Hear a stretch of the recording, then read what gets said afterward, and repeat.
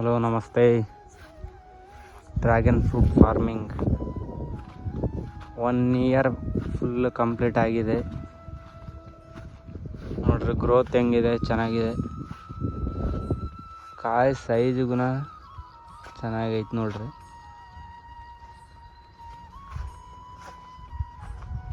Full flowering ಆಗಿತ್ತು. Flowering ಎಲ್ಲ ಕಿತ್ಬಿಟ್ಟಿದ್ದೀವಿ.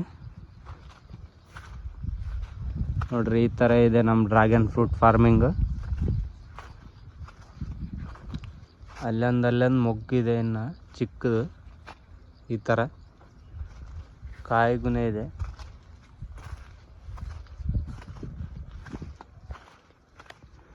One year ಆಯಿತು. ಆಗಸ್ಟ್ 7ಕ್ಕೆ ಇಟ್ಟಿದ್ವಿ ಹೋದ ವರ್ಷ. 1 ಇಯರ್ ಆಗಿದೆ. ಅವಾಗ ಆಗಸ್ಟ್ ಹೋಯ್ತು. ಇವತ್ತು 2ನೇ ತಾರೀಕು, ಅಮಾವಾಸ್ಯೆ ಇವತ್ತು. ಈ ಥರ ಇದೆ ನೋಡ್ರಿ. ಪ್ಯೂರ್ ಆರ್ಗ್ಯಾನಿಕ್ ಮಾಡ್ತಾಯಿದ್ದೀವಿ ನಾವು. ಆರ್ಗ್ಯಾನಿಕ್ಕೆ ಜೀವಾಮೃತ ಬಿಟ್ಟಿದ್ದೀವಿ, ಗೋಕೃಪಾಮೃತ ಬಿಟ್ಟಿದ್ದೀವಿ. ಮತ್ತು ಇದಕ್ಕೆ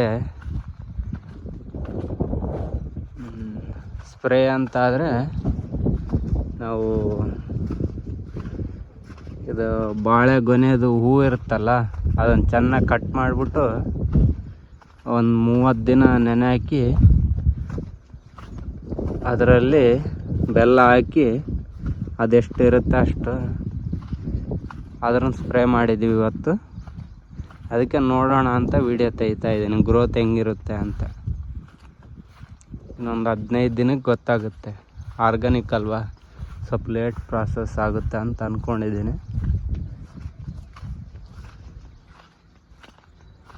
ಚೆನ್ನಾಗಿದೆ, ತೋಟ ಮಾತ್ರ ಚೆನ್ನಾಗಿದೆ. ಇಲ್ಲಿವರೆಗೆ 1 ಟನ್ ಬಂದಿದೆ. 1.5 ಎಕರೆ ಇದೆ, 1.5 ಎಕರೆ 1 ಟನ್ ಆಗಿದೆ.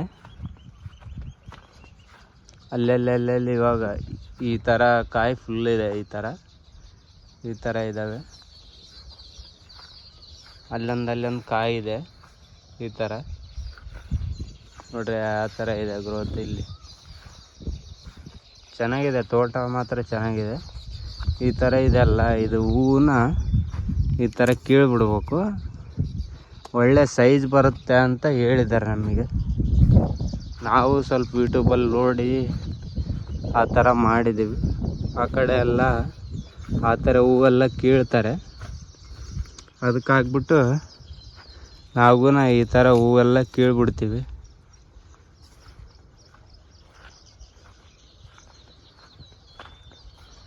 ಟ್ರೇಲಿ ಸಿಸ್ಟಮಲ್ಲಿ ಮಾಡಿದ್ದೀವಿ ನಾವು. ಎಕರೆಗೆ 4,000 ಗಿಡ ಹಾಕಿದ್ದೀವಿ. ಇಲ್ಲಿ ನೋಡ್ರಿ ಸೈಜ್ ನೋಡ್ರಿ, ಒಳ್ಳೆ ಸೈಜ್ ಇದೆ. ಏನಿಲ್ಲ ಅಂದ್ರೆ ಮಿನಿಮಮ್ 800 ಗ್ರಾಮ್ ಇರುತ್ತೆ ನೋಡ್ರಿ. ನೋಡ್ರಿ ಎಷ್ಟು ಶೈನಿಂಗ್ ಇದೆ ಕಾಯಿ.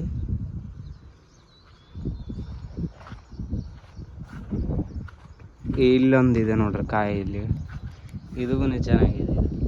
ಏನಿಲ್ಲ ಅಂದ್ರೆ ಮಿನಿಮಮ್ 700 ಗ್ರಾಮ್ ಪಕ್ಕ ಎದ್ದೇ ಇರುತ್ತೆ. ಇನ್ನು ರೆಡ್ ಆಗಿಲ್ಲ, ಆಗಬೇಕು. ಇಲ್ಲೊಂದು ಈ ಥರ ಹೂವು ಅರಳೋವಿದಾವೆ. ಇನ್ನು ಅರಳಬೇಕು. ನಾವು ಇನ್ನೊಂದು 2 ಡೇಸಲ್ಲಿ ಅರಳ್ತಾವೆ. ಇದು ಅಷ್ಟೇ, ಇದೊಂದು 2 ಡೇಸಲ್ಲಿ ಅರಳುತ್ತೆ. ಇದನ್ನ ನೋಡಿ, ಈ ಥರ ಇದೆ ಗ್ರೋತು.